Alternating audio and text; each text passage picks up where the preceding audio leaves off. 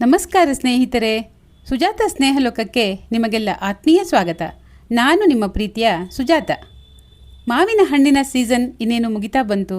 ಹಾಗಿರುವಾಗ ಮಾವಿನ ಹಣ್ಣಿನಿಂದ ಮಾಡುವ ಒಂದು ವಿಶೇಷ ರುಚಿಯುಳ್ಳ ಮೆಣಸ್ಕಾಯಿಯನ್ನು ಉಡುಪಿ ಶೈಲಿಯಲ್ಲಿ ಹೇಗೆ ಮಾಡುವುದು ಅಂತ ನಾನೀಗ ನಿಮಗೆ ಬೇಗ ತೋರಿಸ್ಕೊಡ್ತೇನೆ. ಸಿಹಿ ಹುಳಿ ರುಚಿಯ ಬಾಯಲ್ಲಿ ನೀರು ಬರಿಸುವ ಅದ್ಭುತ ಪರಿಮಳದ ಈ ಮೆಣಸ್ಕಾಯಿ ಅನ್ನ, ದೋಸೆ, ಇಡ್ಲಿ, ಪೂರಿ, ಚಪಾತಿ ಎಲ್ಲದರ ಜೊತೆ ಕೂಡ ತುಂಬ ರುಚಿಯಾಗಿರುತ್ತದೆ. ಹಾಗಾದರೆ ಬನ್ನಿ ಈಗ ಮೆಣಸ್ಕಾಯಿ ಹೇಗೆ ಮಾಡುವುದು ಅಂತ ನೋಡುವ.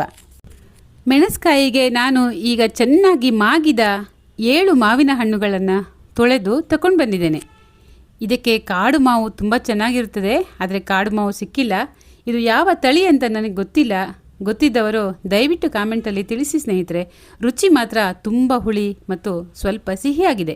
ಹಣ್ಣಿನ ತೊಟ್ಟಿನ ಭಾಗವನ್ನು ಕತ್ತರಿಸಿ ತೆಗೆದು ಹೀಗೆ 4 ಕಡೆ ಗೀರಿಕೊಳ್ಬೇಕು. ನಂತರ ಸಿಪ್ಪೆಯನ್ನು ಮಾತ್ರ ಹಣ್ಣಿನಿಂದ ಬೇರ್ಪಡಿಸ್ಕೊಳ್ಬೇಕು. ಹಣ್ಣಿನ ತಿರುಳನ್ನು ಹಾಗೆಯೇ ವಾಟೆ ಸಹಿತ ಬಿಡಬೇಕು. ನೋಡಿ, ಒಳ್ಳೆಯ ರಸಭರಿತವಾದ ಮಾವಿನ ಹಣ್ಣು, ಪರಿಮಳ ಕೂಡ ತುಂಬ ಚೆನ್ನಾಗಿದೆ. ಈ ಎಲ್ಲ ಹಣ್ಣುಗಳ ಸಿಪ್ಪೆಯನ್ನು ಬೇರ್ಪಡಿಸಿದ ನಂತರ ಅದಕ್ಕೆ ಸ್ವಲ್ಪ ನೀರು ಹಾಕಿ ಚೆನ್ನಾಗಿ ಕಿವುಚ್ಕೊಳ್ಬೇಕು. ಆಗ ಸಿಪ್ಪೆಗೆ ಮೆತ್ತಿಕೊಂಡಿದ್ದ ತಿರುಳು ಮತ್ತು ಮಾವಿನ ಹಣ್ಣಿನ ಪರಿಮಳ ಚೆನ್ನಾಗಿ ಆ ನೀರಿಗೆ ಬಿಟ್ಕೊಳ್ತದೆ. ಆದರೆ ಕೆಲವು ಮಾವಿನ ಹಣ್ಣಿನ ಸಿಪ್ಪೆ ಸ್ವಲ್ಪ ಕಹಿ ಇರುತ್ತೆ ಸ್ನೇಹಿತರೆ. ಅಂಥ ಸಿಪ್ಪೆಯನ್ನು ನೋಡಿಕೊಂಡು ನಾವು ಸ್ವಲ್ಪ ಹದವಾಗಿ ಕಿವುಚಿಕೊಂಡ್ರೆ ಸಾಕು. ಈಗ ಈ ಸಿಪ್ಪೆಯನ್ನೆಲ್ಲ ಒಂದು ಪಾತ್ರೆಗೆ ಹಾಕ್ಕೊಂಡು ಸ್ವಲ್ಪ ನೀರು ಸೇರಿಸ್ಕೊಂಡು ಚೆನ್ನಾಗಿ ಕಿವುಚಿ ರಸ ತಗೊಳ್ತಾ ಇದ್ದೇನೆ. ನೋಡಿ, ಈಗ ಇಷ್ಟು ತಿರುಳು ಬಿಟ್ಕೊಂಡಿದೆ. ಈಗ ಇದೇ ನೀರಿಗೆ ನಾನು ಸಿಪ್ಪೆ ಸುಲಿದಿಟ್ಟಿದ್ದ ಮಾವಿನ ಹಣ್ಣುಗಳನ್ನು ಸೇರಿಸ್ಕೊಳ್ತಾ ಇದ್ದೇನೆ. ಮಾವಿನ ಹಣ್ಣುಗಳನ್ನು ಸೇರಿಸ್ಕೊಳ್ಳುವಾಗ ಕೂಡ ಸ್ವಲ್ಪ ಕಿವುಚಿಕೊಂಡ್ರೆ ಚೆನ್ನಾಗಿ ಹೊಂದಿಕೊಳ್ತದೆ. ಈಗ ಇದಕ್ಕೆ ರುಚಿಗೆ ತಕ್ಕಷ್ಟು ಉಪ್ಪು, 5 ದೊಡ್ಡ ಚಮಚದಷ್ಟು ಬೆಲ್ಲದ ಪುಡಿ ಮತ್ತು ಪರಿಮಳಕ್ಕೆ ಒಂದು 3 ಹಸಿಮೆಣಸಿನಕಾಯಿಗಳನ್ನು ಮುರಿದು ಹಾಕ್ತಾ ಇದ್ದೇನೆ ಮತ್ತು 1 ಗರಿಯಷ್ಟು ಕರಿಬೇವಿನ ಸೊಪ್ಪನ್ನು ಕೂಡ ಹಾಕ್ಕೊಳ್ತಾ ಇದ್ದೇನೆ. ಈಗ ಇದನ್ನು ಒಂದು 10 ನಿಮಿಷ ಮಧ್ಯಮ ಉರಿಯಲ್ಲಿ ಬೇಯಲಿಕ್ಕೆ ಬಿಡೋಣ. ಅಷ್ಟರಲ್ಲಿ ಈ ಮಾವಿನ ಹಣ್ಣು ಉಪ್ಪು ಮತ್ತು ಬೆಲ್ಲವನ್ನು ಹದವಾಗಿ ಹೀರಿಕೊಂಡು ಚೆನ್ನಾಗಿ ಬೆಂದಿರ್ತದೆ. ಈಗ ಮೆಣಸ್ಕಾಯಿಗೆ ಏನೇನು ಮಸಾಲೆ ಸಾಮಗ್ರಿಗಳು ಬೇಕು ಅಂತ ನೋಡ್ಕೊಂಡು ಬರೋಣ. 1/4 ಚಮಚ ಅರಸಿನ ಪುಡಿ, 2 ದೊಡ್ಡ ಚಮಚ ಕಪ್ಪು ಎಳ್ಳು, 2 ದೊಡ್ಡ ಚಮಚ ಉದ್ದಿನಬೇಳೆ, ಅರ್ಧ ಚಮಚದಷ್ಟು ಮೆಂತೆಕಾಳು, 8 ರಿಂದ 10 ಬ್ಯಾಡಗಿ ಮೆಣಸಿನಕಾಯಿ, 1 ಹೋಳು ಕಾಯಿ ತುರಿ ಮತ್ತು 1 ಗರಿ ಕರಿಬೇವಿನ ಸೊಪ್ಪು. ಇಷ್ಟೇ. ಈಗ ಒಂದು ಬಾಣಲೆಯನ್ನು ಬಿಸಿಗಿಟ್ಟು ಅದರಲ್ಲಿ ಕಪ್ಪು ಎಳ್ಳನ್ನು ಮೊದಲು ಹುರಿದುಕೊಳ್ಳೋಣ. ಇದನ್ನು ಹುರಿಯುವಾಗ ಎಣ್ಣೆ ಹಾಕಬಾರ್ದು. ಚಟಪಟ ಅನ್ನುವ ತನಕ ಡ್ರೈ ರೋಸ್ಟ್ ಮಾಡಿಕೊಂಡ್ರೆ ಸಾಕು. ಈಗ ಹುರಿದ ಎಳ್ಳನ್ನು ಬೇರೆನೇ ತೆಗೆದಿಟ್ಕೊಂಡು ಅದೇ ಬಾಣಲೆಗೆ ಅರ್ಧ ಚಮಚ ತೆಂಗಿನೆಣ್ಣೆ ಹಾಕ್ಕೊಂಡಿದ್ದೇನೆ ಮತ್ತು ಬ್ಯಾಡಗಿ ಮೆಣಸಿನಕಾಯಿಯನ್ನು ಹಾಕ್ಕೊಂಡು ಬೆಚ್ಚಗೆ ಮಾಡ್ಕೊಳ್ತಾ ಇದ್ದೇನೆ. ಬ್ಯಾಡಗಿ ಮೆಣಸಿನಕಾಯಿ ಬೆಚ್ಚಗೆ ಆಗ್ತಾ ಇದ್ದ ಹಾಗೆ ಉದ್ದಿನ ಬೇಳೆನ ಹಾಕಬೇಕು, ಮೆಂತೆ ಹಾಕ್ಕೋಬೇಕು ಮತ್ತು ಇದನ್ನು ಸಣ್ಣ ಉರಿಯಲ್ಲಿ ಹುರ್ಕೊಳ್ಬೇಕು. ಇದು ಯಾವುದೇ ಕಾರಣಕ್ಕೂ ಸೀದು ಹೋಗಬಾರ್ದು. ಸೀದು ಹೋದರೆ ಮೆಣಸ್ಕಾಯಿಯ ಪರಿಮಳದಲ್ಲಿ ವ್ಯತ್ಯಾಸ ಆಗುತ್ತೆ. ಇದು ಹುರಿತಿದ್ದ ಹಾಗೆ ನಾನು 1 ಗರಿ ಕರಿಬೇವಿನ ಸೊಪ್ಪನ್ನು ಕೂಡ ಸೇರಿಸ್ಕೊಂಡಿದ್ದೇನೆ. ಈಗ ನೋಡಿ, ಎಲ್ಲ ಮಸಾಲೆ ಪದಾರ್ಥಗಳು ಹದವಾಗಿ ಹುರಿದು ಹೊಂಬಣ್ಣಕ್ಕೆ ಬಂದಿದೆ. ಘಮಘಮ ಅಂತ ಹಿತವಾದ ಪರಿಮಳ ಹರಡಿಕೊಂಡಿದೆ.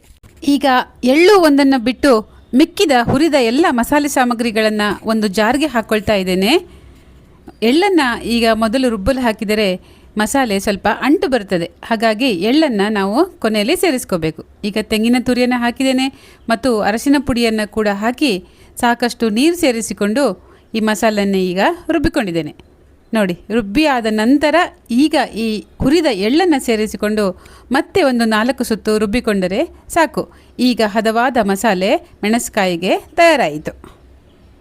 ಈಗ ಈ ಮಾವಿನ ಹಣ್ಣು ಚೆನ್ನಾಗಿ ಬೆಂದು ಉಪ್ಪು ಮತ್ತು ಸಿಹಿಯನ್ನು ಚೆನ್ನಾಗಿ ಎಳ್ಕೊಂಡಿದೆ. ಇದಕ್ಕೆ ನಾನು ಹುಣಸೆ ಹಣ್ಣು ಹಾಕಿಲ್ಲ, ಯಾಕಂದರೆ ಈ ಮಾವಿನ ಹಣ್ಣು ಸಾಕಷ್ಟು ಹುಳಿಯಾಗಿತ್ತು. ಈಗ ಅರೆದಿರುವ ಮಸಾಲೆಯನ್ನು ಸೇರಿಸ್ಕೊಂಡಿದ್ದೇನೆ.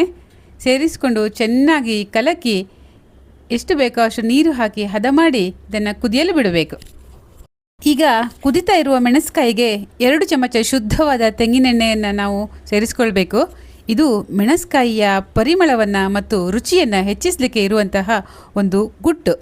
ಈಗ ಅರ್ಧ ಚಮಚ ತೆಂಗಿನೆಣ್ಣೆ, ಉದ್ದಿನ ಬೇಳೆ, ಸ್ವಲ್ಪ ಸಾಸಿವೆ, ಒಣಮೆಣಸಿನಕಾಯಿ ಮತ್ತು ಕರಿಬೇವಿನ ಸೊಪ್ಪಿನ ಒಗ್ಗರಣೆಯನ್ನು ನಾನು ಈ ಮೆಣಸ್ಕಾಯಿಗೆ ಹಾಕ್ತಾ ಇದ್ದೇನೆ.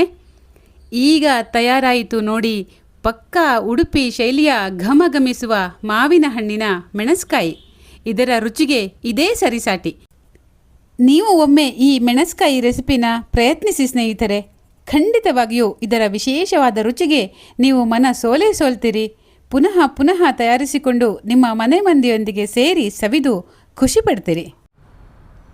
ನನ್ನ ಇವತ್ತಿನ ವಿಡಿಯೋ ನಿಮಗೆ ಹೇಗನ್ನಿಸ್ತು ಸ್ನೇಹಿತರೆ? ದಯವಿಟ್ಟು ಕಮೆಂಟ್ ಮಾಡಿ ತಿಳಿಸಿ. ಇಷ್ಟ ಆದರೆ ಲೈಕ್ ಮಾಡಿ, ಶೇರ್ ಮಾಡಿ ಮತ್ತು ಬೆಲ್ ಬಟನ್ನ ಕ್ಲಿಕ್ ಮಾಡಿ. ಇದುವರೆಗೆ ನೀವು ನನ್ನ ಸುಜಾತ ಸ್ನೇಹಲೋಕ ಯೂಟ್ಯೂಬ್ ವಾಹಿನಿಯನ್ನು ಸಬ್ಸ್ಕ್ರೈಬ್ ಮಾಡಿಕೊಂಡಿಲ್ಲ ಅಂದರೆ ದಯವಿಟ್ಟು ಸಬ್ಸ್ಕ್ರೈಬ್ ಮಾಡಿಕೊಳ್ಳಿ. ಇನ್ನೊಂದು ಹೊಸ ವಿಡಿಯೋದೊಂದಿಗೆ ನಾನು ಮತ್ತೆ ನಿಮ್ಮ ಜೊತೆಗೂಡ್ತೇನೆ. ಅಲ್ಲಿವರೆಗೆ ನಮಸ್ಕಾರ. ಸುಖವಾಗಿರಿ, ಕ್ಷೇಮವಾಗಿರಿ.